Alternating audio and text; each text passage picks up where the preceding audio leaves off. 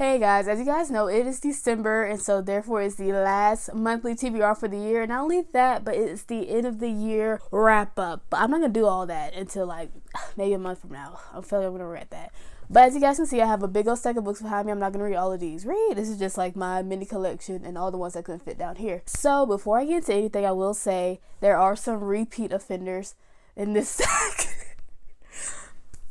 I've been meaning to read some of these books for a hot minute, and guess what? They still haven't been read. Clock my tea. Great. Okay, anyways, besides that, I got these stack of books from the library, oh my gosh, last week. Oh! So as you guys know, I was a strong academic reader for years and years and years, and when I graduated undergrad a year ago, literally almost exactly a year ago now, oh my gosh, I decided to just get back into leisure reading, but lately I've been wanting to get more into my studies, especially since I took my gap year, going into my master's. I said that kind of confusing. Y'all get what I'm trying to say. So I took my gap year. I decided to get back into my studies, so I saw a few books that were social sciences related, and then some books are just kind of like related, but more of like a self-help type of thing. So my first book on top of my stack is called Moving Beyond Depression, which I'm okay. Let's just start there. I saw a book, I like the title, boom. Don't be concerned. But this book is a whole person approach to healing. So I guess this book is just a way of what depression is and how it can come in different forms, emotional, environmental, relational, physical, and spiritual causes of what may trigger that depression. And I think everyone, even if they haven't had like actual clinically diagnosed depression, has probably like been there, has some sad moments. So this just seems like a very interesting way of like tackling different aspects of life. I see one chapter is called The Pressures of Life, another one is Living Life on Purpose, and Replenishing the Body. So this seems like a very good self-help book. Even though I'm not going to film my whole reading process, I do want to like kind of give a mini review, and that may be a video next month, something like that. And then this next book, this is the one that really like stood out to me when I was in the library, but it's called Worry. So it says that this reassuring book offers the perfect antidote to fear, nervousness, and prevalent feelings of anxiety, and hope for a calming condition. So I really, really like saw this book, and I ain't gonna lie, this one spoke to me. But but I really do feel like in life, again, even if you don't have any clinically diagnosable conditions like depression, anxiety, I think everybody does have those moments where they like, is this for me? Is this gonna work out? Is this something that's worth my time? Is this something that's worth approaching? So I think that this book will be a good way of like, one, for me, introspection, but two, I guess whenever I review it, to give you guys a little insight. But it's just talking about like different aspects of worry and how to overcome it. And I just think that a book like this is pretty good. I hope that it is written in good faith, because sometimes you get those little books and it looks good and it's like, but my next book is called Mind Your Heart. So this book is a mind and body approach to stress management, exercise, and nutrition for heart health. So again, this isn't like directly like super psych related, but I guess you could consider this like health psychology. But I really do like the health psychology aspect of things. Health psychology is a relatively newer subfield within psychology, and it's all about managing your health, improving your health, but looking at it from like a mental perspective. That's like the most simple way to describe it. So I assume that this is what this book is kind of touching on, like how can you have a different approach to improving your lifestyle to improve your health. So again, hey, I can use some tips, and maybe then I can share some tips with you guys. And then this next one is a little bit more textbooky. It's called Clinical Laboratory Science Careers, Opportunities in Clinical Laboratory Science Careers. So this is just a book about pretty much where you can find work, different types of fields you can go in, and just the basics of laboratory sciences. So again, this is something that's a little bit more, textbooky, but I do look forward to reading it, especially as I do have this gap period to kind of like better establish things for my academic career. And then another one that's a little bit more textbooky, this is called The Synaptic Self. So if you guys don't want to be a clinical neuropsychologist, and with all of that, obviously neuroanatomy, neuroscience, neurobehavioral science, all of that's very important. So this is talking about different aspects of the brain, but a major focus on like neurotransmitters, synapses, how that works, again, the neuroanatomy of it, and just what they know so far about what we have, talking about synapses, the different responses in the brain, how all that stuff happens. So again, this is like a great refresher. And I like books like this where it doesn't feel too much like an academic textbook, but it still is a very informative book. And it is just straight knowledge, not like super heavy on just, oh, this is my opinion on this controversial topic, but actually like informative. So I can't wait to read that and get back into it as well. And then this book is called The End of Illness. I was like, ooh, okay. I didn't know exactly where they were going with that, but then once I read it, let me refresh myself on it. This is another one that kind of approaches health and how, and pretty much just how we should tackle our health, not just physically, but mentally as well.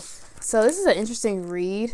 I do think that the person who wrote this is into oncology, which is cancer doctor. Very interesting. Can't wait to read this. I don't have a big opinion on it, but I hope this is more informative than like just, oh, this is what I think on this topic. So can't wait to read that. It looks very interesting. And then, oh my god, this is kind of thick. Another book that this is very much psychology is giving textbook. It's called Healing the Mind, A History of Psychiatry from Antiquity to the Present. If you are in any field, especially any professional field, you should always know your history. Doesn't mean you have to know everybody and memorize them and wait for somebody to like come up to you on the streets and quiz you, but you should definitely be very aware of the origins of everything. And this book was published when the DSM-4 was still around. So as you guys know, we're currently in the DSM-5. Every single DSM, which if you guys don't know, that's the diagnostic manual that we use in psychology. So obviously there's always going to be changes from this version to this version to this version. And it takes a while for them to like get it together. As you guys can see, if you just want to look it up, I'm not going to say any examples. We're in the DSM-5, but if you look at even like the DSM-1, and you can kind of see that although some things were ignorant, it did reflect the times, especially some harsh views about like LGBTQ plus and stuff like that. Like, yeah, but again, we've grown. So even the DSM-4, I'm not very familiar with that one. It's not too different from DSM-5, but there are a lot of like major changes. And I specifically believe that the neurodivergent community, autism, stuff like that, I believe that's when the change to it being considered a spectrum happened. So the changes that did happen were very major. But anyways, this is just giving a history of everything, how they considered mental illness. Look at the fine print. Just pretty much like different theorists, how, out of all the pages I turned to, biological psychiatry, neuroscience, and genetics. I love that. But just talking about research and how things have developed, different areas. So this is just very informative, and again, I can't wait to read it. I even love the cover. I like all the different people on there. And then the last one I got is the Basics of Organic Chemistry. This is a very thin book, but again, it's not too bad to get a refresher on these things. Even though I'm not like super sciencey, I do still care about science. It's very important, and it does tie into what I want to do. So this is definitely talking about like the basics, even going as far as like atoms and bonding, and then going to like the end where you start talking about like polymers and stuff like that. So again, this is a good refresher. It's been a minute since I've looked at all this. Can't wait to get into it. And then in this beautiful segment here, we have a lot of books that I still need to get to. So I'm not going to read all of these this month. Some of them I'm just going to give up and just read them next month and just start January off really strong. But one book, oh my gosh, the books I need to read are in the middle.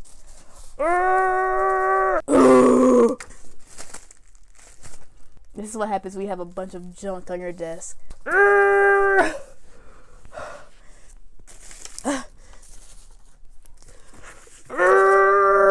Okay, is that it?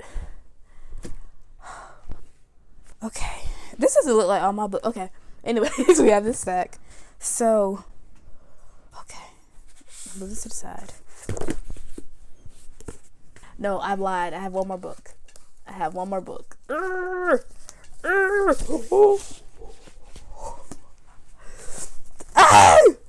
Don't fall. Do not fall. Okay. I'm back. Let me.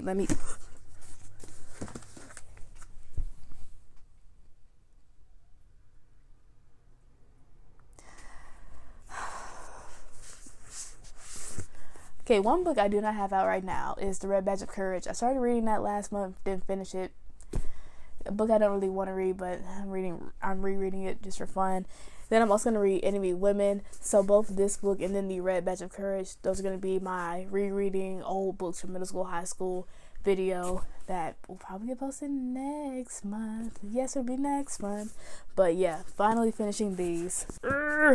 And then, as you guys know, I started this whole reading popular books I've never read series. So I read the FNAF 1 book, and then I have to read the first book for Hunger Games and both Harry Potter. Next year I'm going to finish all 3 series entirely. And then I have a series where I'm going to read like books I've never read before. So books that like I've never heard of, but like, yeah. So anyways, 2 books going to be The Happiness Project and then Saying Unburied Saying. So this is a book that a professor gave me one time. I think it's about a woman finding herself, happiness, all that type of good stuff. And then this book is some type of like historical fiction type of book. I heard that this like author, Jessamine Ward, I guess she likes that type of like old southern racial type of vibes, which can't wait to get to her reading. If I enjoyed this, I'll definitely check out other bits of her work.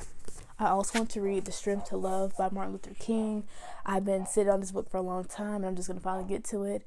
I know this is kind of like a little bit of a spiritual thing, but mainly like his teachings. Can't wait to get into it. And then lastly, I'm going to finally read Atomic Habits. And I think right now, especially with this being the end of the year, transitioning into the new year, I definitely just want to get into this so that I can have better habits, definitely be a little bit more disciplined with the things I want to grow into over the next year, and and just improve. So again, this is a little bit more of like a less of a leisure read and more of like a getting it together type of read.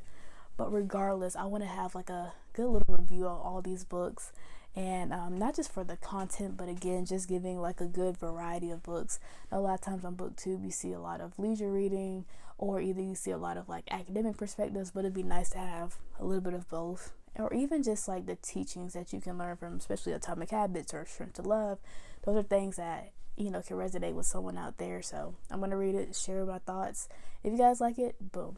But again, I have 1, 2, 3, 4, 5, 6, 7, 8, 9, 10, 11, 12, 13, 14, 15, and 16 books. Now, I still have yet to hit my book goal. I've been slacking the last few months, but if I read all of these, I will be slightly over my book goal, which we're going to cross our fingers and do.